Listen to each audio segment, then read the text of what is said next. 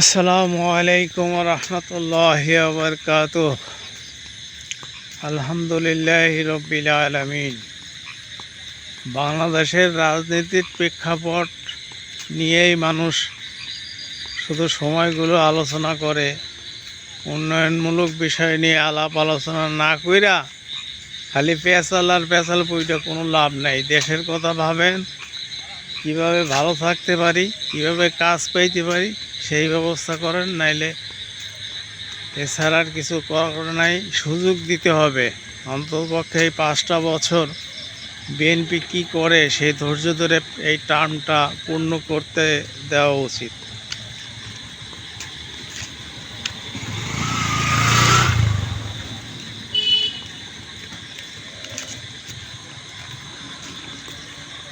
নির্বাচন আসবে, নির্বাচন যাবে, কত কাহিনী হবে, সরকার আসবে, সরকার যাবে, এটা নিয়ম মাফিক হইলে সমস্যা কি? 5 বছর বিএনপি সরকার কি করে সেইটা পর্যবেক্ষণ করার পরেই মানুষ সিদ্ধান্ত নেবে আগামী রাজনীতি কে করবে। সবাই ভালো থাকেন। আল্লাহ হাফেজ।